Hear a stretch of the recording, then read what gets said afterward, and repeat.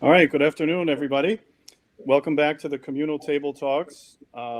This is episode number 5, Agents of Change, and we're going to be discussing here at the end of May what's on most people's minds that are in the hospitality industry lately is the labor situation, I'll call it.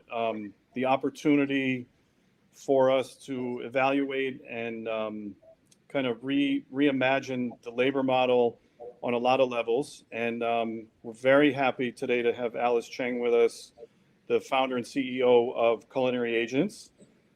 Before we get started, just a couple housekeeping reminders. We want to, if you have comments or questions, you can type them in, and we will get to those towards the middle or later part of the talk. So just type them in, and we'll get to them. Hopefully, there's some good questions, and not just moaning and complaining about labor, but hopefully we can think about some active solutions today and some ways to become a better employer and a better employee, and how this relationship can improve. If you missed any of our previous talks, we do have a YouTube channel, so you can search Communal Table Talks on YouTube and see the previous 4 talks, and hopefully get some more content and questions there, and we'll engage in some of those questions as well.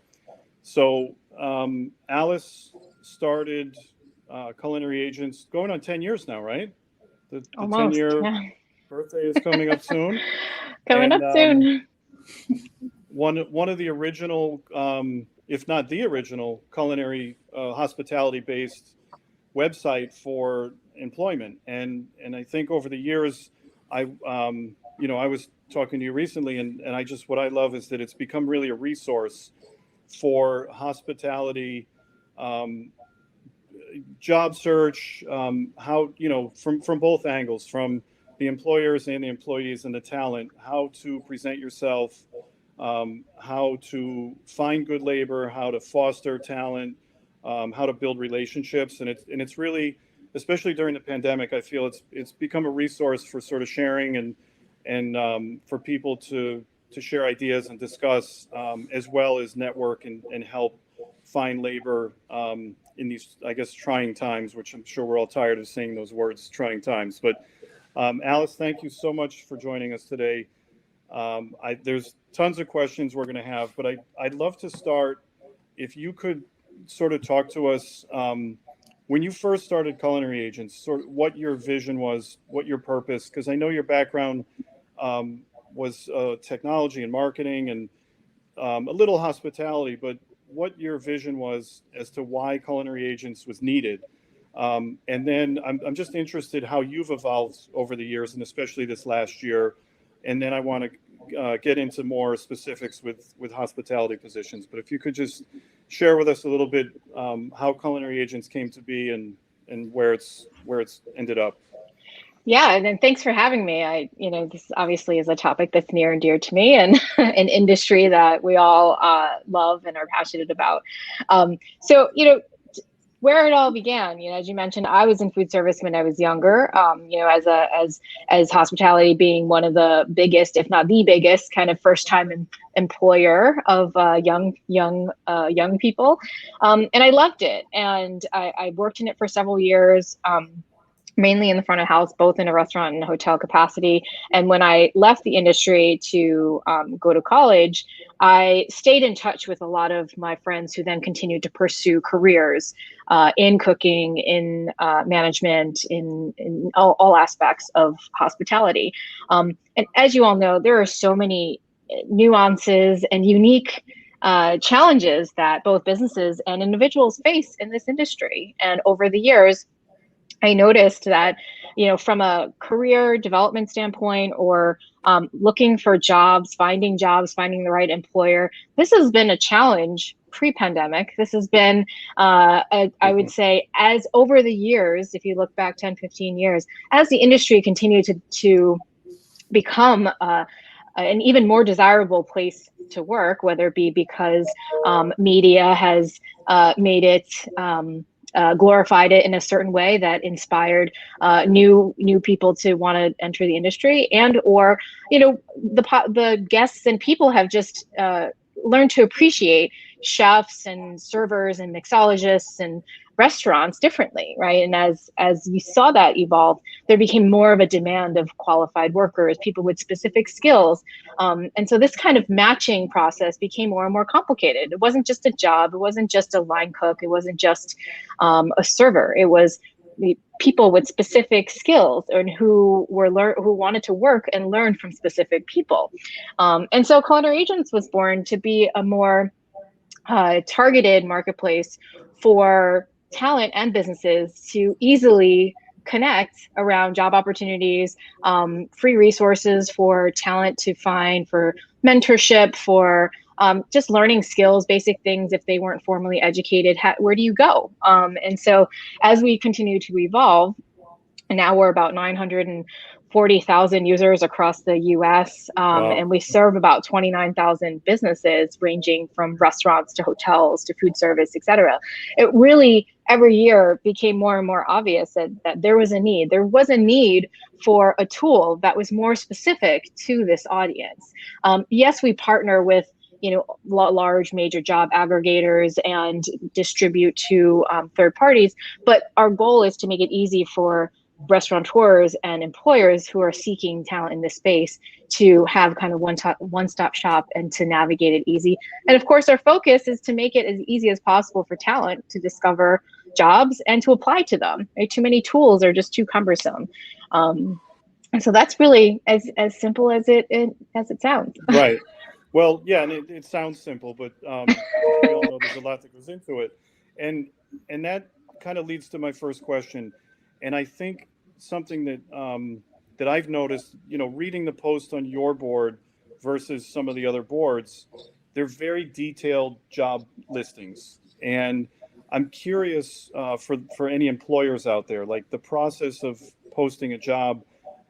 I've been a victim of it myself in the past, where we need someone to work the grill, just and you read dedicated, passionate, 10 years experience, cook needed, good pay, great environment, apply here.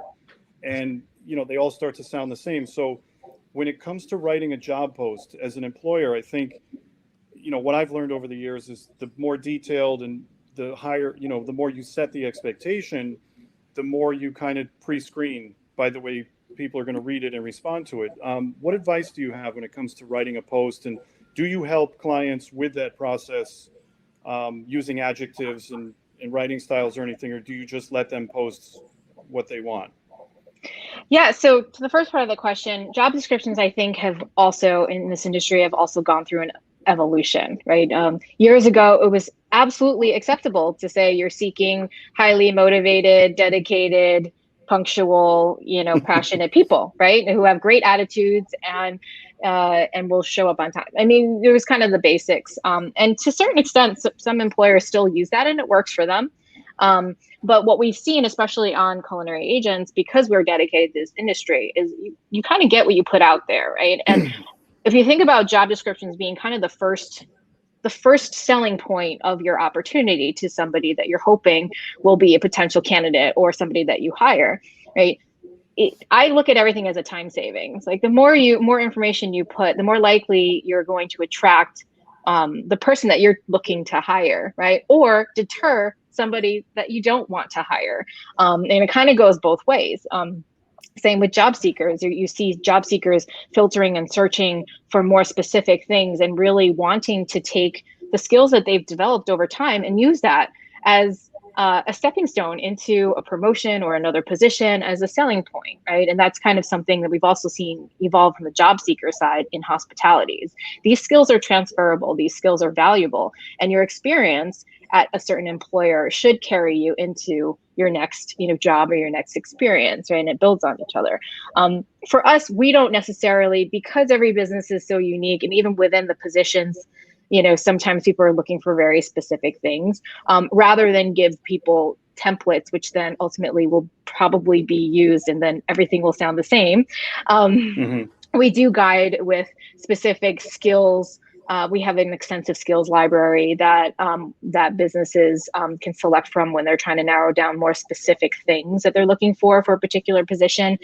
We help with different because of our unique technology and our matching capabilities, kind of like a dating site like Match.com, by selecting in your job description, the types of skills, the years of experience, et cetera, and also location, we use that data and we match it against talent that we have so we can tee up passive candidates. So we try to use the data that's given to us to support and then help employers who want the help with some guidance of like, these are the typical skills that somebody who's looking for an experienced lead line cook would be looking for or would require, right? So for some businesses who may not have that much experience with job posting and stuff like that. So, can I ask a follow-up question about that? Sure. So, okay, so it sounds like you're telling us to be as specific as we can when we're looking for those positions. But it's really like what I'm hearing and just as thinking about it, it's really a marketing play, right? I mean, you need to market your restaurant or your business at the same time that you're supplying information for the kind of skills and prerequisites required for the position you're looking for. So it's sort of like a little marketing exercise. Like I need to hire a line cook, so I'm going to have to market this position. Absolutely. Not just the position, but your employer brand, right? Yeah. So you market the position and it's more not just details, it's more you're setting expectation. I think employers and both job seekers are expecting more transparency, especially at a time now where there are known challenges that businesses are having. There are situations where businesses need to operate with a skeleton crew or people who may take on additional responsibilities that they normally wouldn't.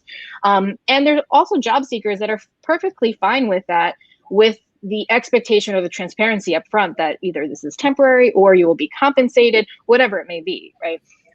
There are situations where people just smash up, all these different jobs into one post and make it very kind of nebulous. And so from a job seeker standpoint, you don't know what you're actually applying to. And if that's what you're looking for, then you apply for it, right? Some people might look at that and say, okay, this is an opportunity for me to define with the employer what I want. But others might look at it and say, well, I'd rather select something or work for someone who is giving me a clear direction of roles and responsibilities so I can set expectations and they can set expectations with me. And so it is marketing, to your point. You're marketing your job. We're a job marketing tool, but you're also positioning your employer brand as, we're a great place to work. These are the types of skills you might learn, or these are the types of people that have come through our kitchens or our front of house. And, these are the awards that we've gotten over the years. And these are our cultural priorities, or we focus in these areas. And I think every little bit helps because you're trying to set yourself apart from all of the other businesses and jobs that are out there. And in a lot of cases, especially with independent restaurants and depending on the city, the pay is pretty around the same range, right?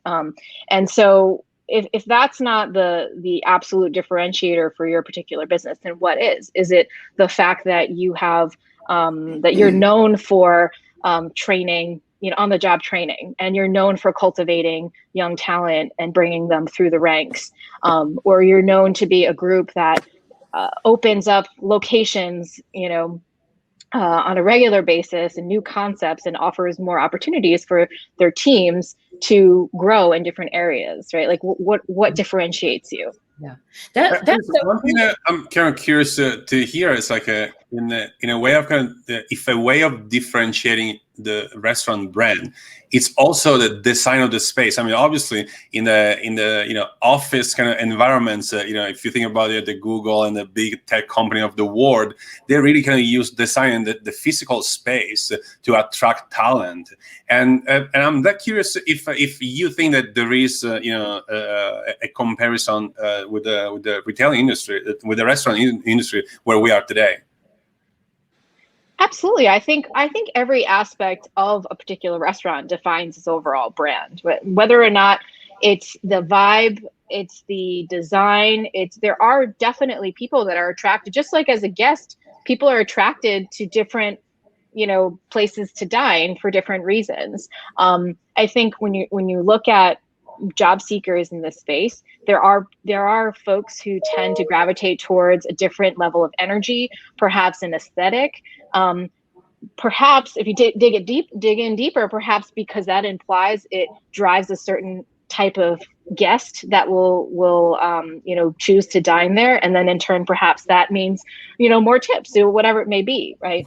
And so again, I feel like there's a reason why restaurants sign up these extravagant, build these extravagant restaurants, have these famous architects and design firms to do their space.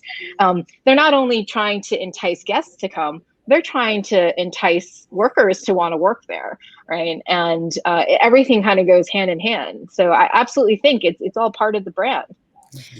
I wonder if as this, I mean, obviously this labor issue has been a long time in the making. It's been going on we've been talking about this forever.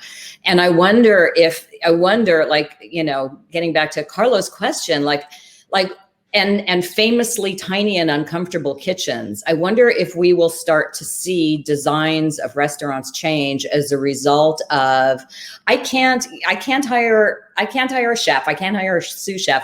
Maybe if I had this gorgeous kitchen that they wanted to work in, maybe that would help attract, maybe we need to pay a little more attention to what the back of the house looks and feels like. Do you see that happening ever? I see changes in design and back of house for different reasons. I think that, and some of it may be labor driven as far as, creating an environment that of course would be a desirable kitchen to work in. Some of it is driven by the chef owner, the chef who just has a dream kitchen that they would love to, operate, and they finally have the opportunity to do that. But I want to hone into your comment about do I think designs will change? I think that there are some fundamental reasons why a kitchen design would change going forward because of COVID. One being just business models evolving with having separate spaces to focus on to go, so it doesn't interrupt in-room dining.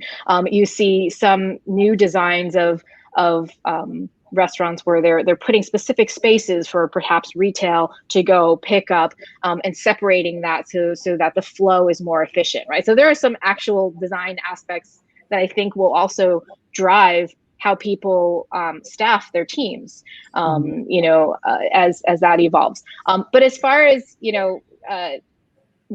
owners and management, looking to redesign kitchen spaces so that it's a little bit more accommodating and comfortable, I think that's partially driven by the owner operator. If it's a chef owner, they tend to probably have more of a focus and more of a desire to do that. If it's a different type of ownership structure, perhaps they'll start considering it more because it is, cramped spaces, hot, super hot, and dangerous, sharp objects all over the place. So it could be liability as well. But yes, I think the folks who have the opportunity to build out new spaces are looking at design a little differently than people that are kind of adopt small spaces that they have to figure out how to work in. Cool. I just like to drop in there the idea that which communal table talks did we talk about that kind of design? Was it number 1 and number 2? Number 2, flexibility. And in fact, I have a follow-up question, because we did talk about how a more kind of flexible space that goes beyond a simple restaurant, but again goes into takes into account delivery, takes into account a certain way of kind of transforming the restaurant throughout the day, because the restaurant can function in a way during the morning, and then change at lunch and change again at dinner.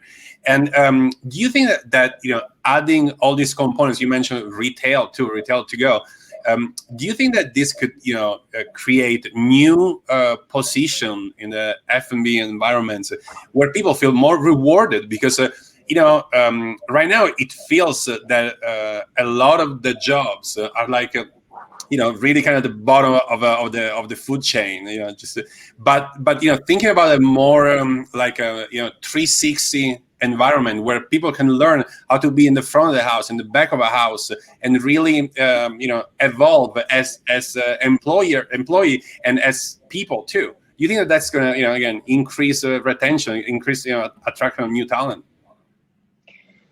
I think all of those things go hand in hand. As far as new kind of design spaces, new workflow businesses looking at, how are they going to serve guest preferences now that have evolved from last year, right? And how does that change throughout a day, whether it be breakfast, lunch, dinner, or having a retail space, et cetera. I think we've seen businesses who have adopted new technologies and new revenue streams, if you will, because of last year, continue those and really make adjustments to figure out how they can work in parallel with 100% indoor dining as well, and how that becomes an extension and an opportunity for their brand to continue to grow and reach guests differently.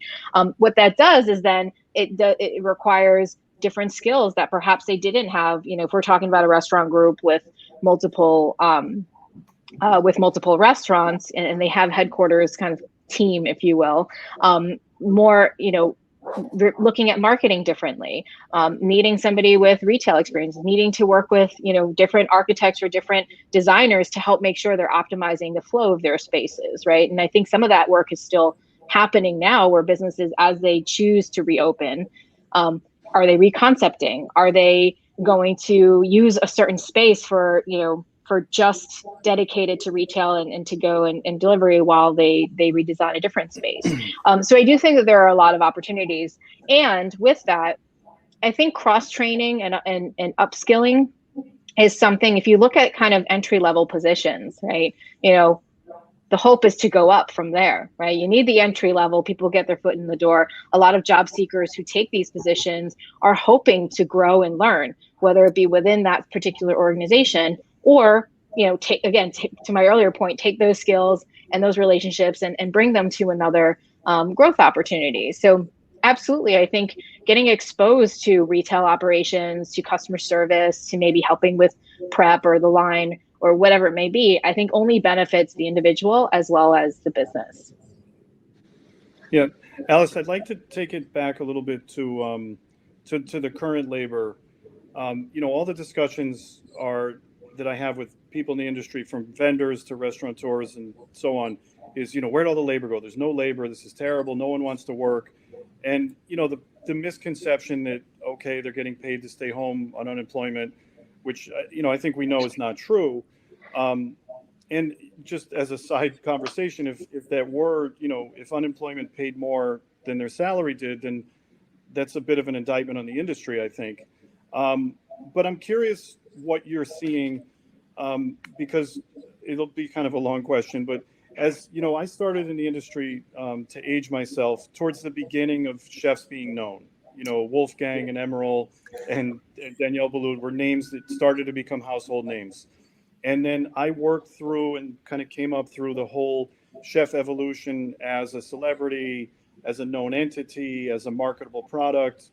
And then there was this reckoning over the last few years for various reasons, with lawsuits and harassment and things like that, where the celebrity chef term sort of fell out of favor, I feel like. And with that, I watched the labor force, and when I came in as well, people would come in and say, I want to work for every 4-star chef and then go open my own place. Or I want to, they were resume building. And on the employee side, like as a cook or a server, you weren't really thinking as a long-term career. It was just, let me get all the 4 stars on my resume and then I'll figure it out. And what we had from the other side was, if you ran a 3 or 4-star establishment, you had free labor on certain nights. You had students that would come and work for free after school. You had people willing to take way less than market salaries to get that experience. And I think on both ends, we as an industry kind of accepted it.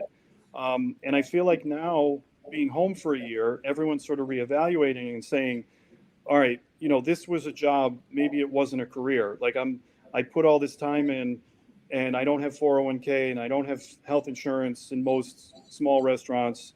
So I think what's happening is they're sort of reevaluating, the employees in general, reevaluating, where do I stand in my career? and personally, and how, so I guess the question is, are you seeing that? And how can we as an industry sort of say, let's support the people that work in this industry, and create hospitality professionals where this can be a career that you're proud of, and not just, I was a cook and I worked my way up and I got to sous chef and I didn't quite make it, so now I'm going to go take a country club job. Or, I was a server and I got back problems now and I got to go do something else. Like, how can we make this where this is a career where we support each other, and there's, training and learning and building on skills like you talked about, so that even if we don't stay with one group, we go to another group or another city, that we're supporting that. And we're not like, oh, we're done with you, go on to your next job, where we're creating really great hospitality professionals. I know it's a long question. That's a good question. I mean, it's a great question. I don't have a single answer. I think know you don't have the answer. Absolutely a collective effort that's going to take some time. I think 2020 really put a spotlight on a lot of things that were wrong, or a lot of things that needed to be addressed more aggressively in this industry. I think, to your point, people who work in this industry, I think, are, the hardest working people, arguably, right? And they do it, a lot of them, because they're passion driven, they're serving others, and that's what they've dedicated their time to, for the most part. Of course, there are other reasons why people are in this industry, but it is one of the most diverse and wonderful places that accepts people from all walks of careers and life, and et cetera. I think not just this industry, I think people in general did a lot of self-reflecting in 2020. I think the biggest difference for hospitality workers was that, they got their nights and weekends back for, an extended period of time. And because this wasn't just a 2 or 3 week or even a 3-month hiatus, this was over a year in a lot of cases, that personal priorities changed and shifted. And those personal priorities may include things like, family. It may include things like personal health, both physical and mental, right?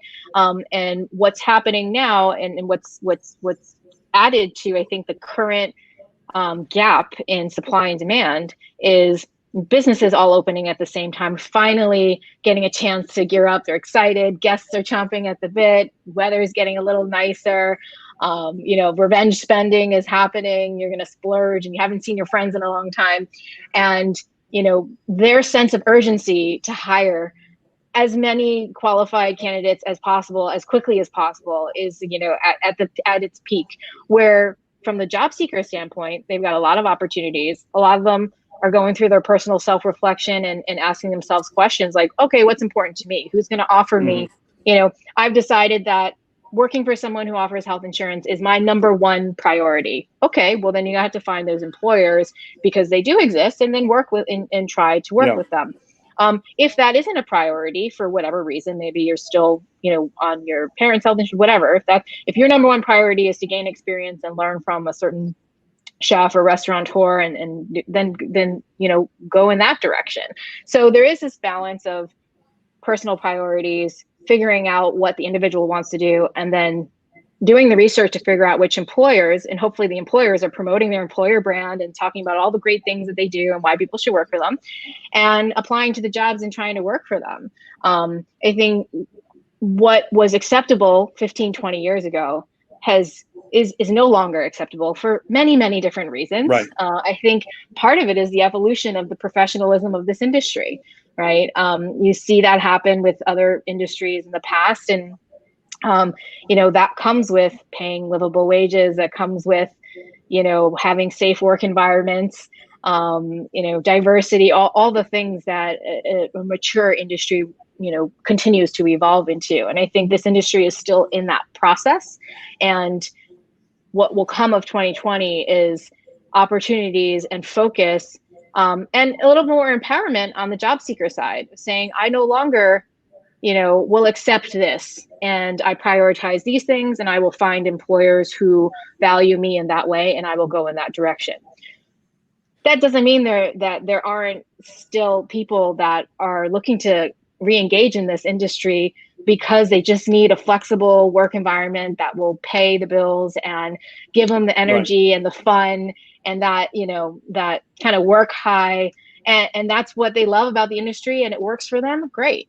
I think that continues to be one of the wonderful things about this industry as well. There are career folks who are in it and they look for different things than people who are in it because they love the flexibility and they love the work while they're pursuing other things. And I think also as we see other industries open that typically have kind of crossover in talent, like theater and arts, as those industries kind of recover as well, then all of the things that this industry also offers to those job seekers will then be desirable again, right? But if your main thing is such and such and that's not available, then then the benefits of working in that kind of scenario isn't a priority right now. So but I do think, and there are a lot of great employers that keep this as top of mind as they try to reevaluate or restructure, how they approach hiring, how they approach their people, the training, what do they offer, what can they offer? And it's those types of businesses that will also set the example going forward of, what's acceptable and what's not.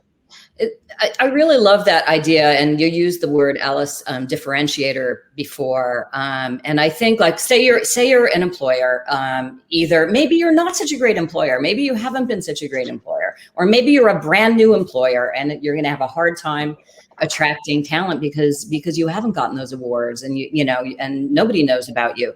So is there a way, I'm just thinking maybe if you're an employer and you're about to hire some positions and you need to explain in your marketing for this, what are your differentiators? Maybe you take stock, maybe you're a restaurant owner, you take stock, you write down all the things that you think you offer that are really great. Like we have a chef who's a wonderful mentor. He's mentored A, B, and C, and D chefs who have gone on to do these cool things. Or we offer really flexible scheduling because we let our staff pick, whatever those things are. We have fabulous family meal. So what if you're an employer and you try to list those differentiators that you're going to, that are braggable and you can't find very many? Is that sort of a moment to say, okay, who am I as an employer? Who do we want to be? How can we be better? And therefore hopefully attract more people? Is that some kind of exercise that we should be doing to actively become better employers? Absolutely. I think both employers and individuals should keep asking themselves those questions. I think as an employer, if you can't even, I've seen all different types of creative approaches. And again, they attract the types of people so if it's a cafe that's okay, we're small and we don't offer much, but we're 1 block away from the subway stop, smiley face. And, to some people, convenience is a real thing, right? And so I think it's important that an employer, because then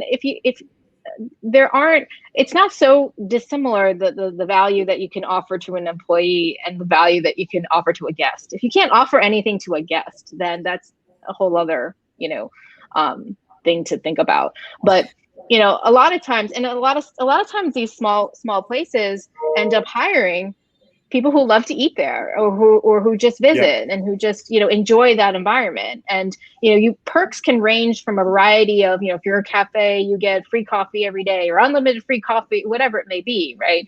Like you said, we have stellar staff meal and, we'll give you in New York, it's we'll give you a Metro card every month or something, I think that the interesting thing is I don't think job seekers are unreasonable in a lot of cases. I think that, if there is a genuine and a transparency that's associated with a particular business that's trying to hire someone, they will attract, or somebody will appreciate that on the other side.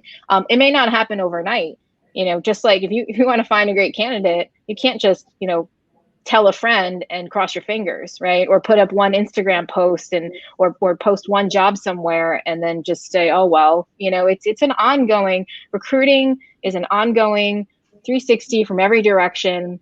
what your head chef or your GM or your mixologist, don't discount their following of people who are interested in what recipes are coming up with, or their pictures. It's everything can be a little bit of a subliminal recruiting tactic, and it's a joint effort.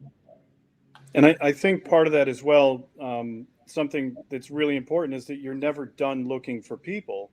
You should, I always like to say when you promote someone to a sous chef or a chef position, you should be training, you should get your staff that they're training their replacement, because in theory, if the person is comfortable, like, finally, I'm a sous chef, I made it, I'm good, then they're never going to want to leave. It's going to create stagnation. Whereas if you train them to say, okay, train your replacement, get them as good as you, and then hopefully you can have opportunity for them to move laterally or to grow, where you keep the chain moving instead of people sitting in a position for 5, 6, 7 years. And I think, that's really important internally, to always be evaluating and rewriting that job and what it is and what makes someone good at it, and having them sort of pick their replacement and say, get this person. I remember in a French kitchen, if you worked on Tremet and you wanted to work the fish station, you had to find someone to train to do your job so you could train on fish, and then the fish guy could go over to meat. And it was kind of this constant evolution of, pushing each other and pulling the next guy up and pushing the guy in front of you. And I think when you create that kind of environment, it really sort of creates that dynamic where everybody is always learning and looking and to keep moving. Absolutely. And I'll add to that with, this is a huge but small industry. And if you work for certain folks, or you put into it what you hope to get out of it, when you run into, even if you work for a smaller, I've seen this happen all the time, actually. If you work for a smaller, maybe single restaurant, you've reached the top and there really is nowhere else for you to go, right? A lot of times leaders will recognize and they'll help people get placed into another opportunity, give them a great reference, right, make a phone call, and help that person progress in their career, right? And so this kind of indirect mentorship, apprenticeship kind of, it's not dead, it's just evolved into something different. And right, while you'll see one tactic, which is keep opening more restaurants, right? That's how they retain great talent, right? They give them more opportunities, right? Right. I think the running trend is, once you've opened your third, fourth, fifth, and sixth, kind of follow pretty quickly. But it's difficult to get to your third, opening. But that's not for everyone. A lot of times it's just, if you're a smaller place, again, asking yourself, like, what do you offer, and what reputation that you have to entice somebody to, because for workers, a lot of times the opportunity for them is that they wouldn't get the attention or the opportunity that they might get in a smaller environment, in a smaller restaurant, than they would at a much larger place, right? Where, perhaps they'll be focusing on one particular area, or they might not get exposure to certain things as quickly. And so there's pros and cons to all different types and shapes and sizes of employers.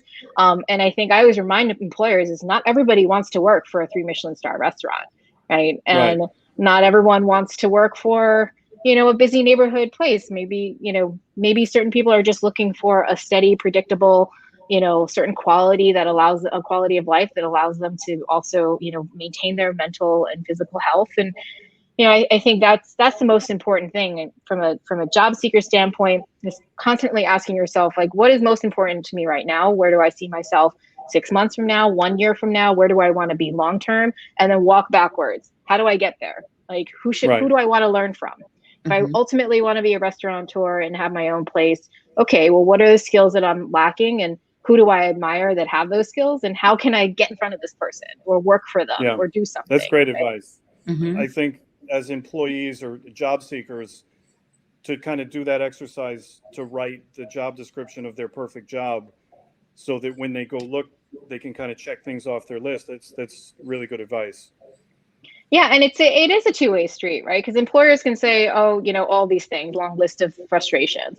Job seekers can have also a long list of frustrations, right? Whether it just be because their expectations are, here, and like employers' expectations are different, or they're impatient or whatever. And, I think it is a trial and error, and back to the job description and the transparency is, saves a little time if both are upfront as much as possible, with their expectations, and then you can decide whether or not you want to take the next step together, or if it's just like, okay, I respect that you're looking for this and that you want these things and these are your non-negotiables, you can find that elsewhere, right?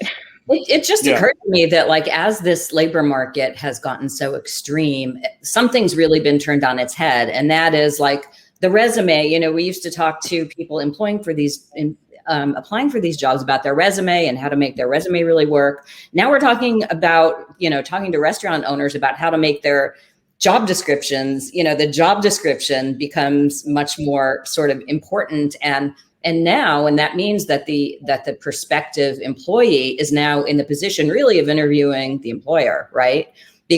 So what does a prospective employee, like, you've made that, I love that idea of you make that list of, or write your own job description. What's my ideal job? And then, so if you're a prospective employee going to meet, going on an interview, in fact, you're really interviewing the position. You're really interviewing the restaurant, the manager, whatever. What can a prospective employee, how can they think about that in a way that they might not be so accustomed to? Now you're interviewing the boss because you want the right job. So is there anything in particular they should keep in mind when they do that? Well, I always say that the job seekers should be as prepared as possible when they're going to have these conversations, because I think, and maybe it just happens more often in this industry but I know it happens, I'm sure it happens all the time, where you kind of leave the conversation, you're like, oh, I forgot to ask about this, or, mention this, or actually this was really important to me.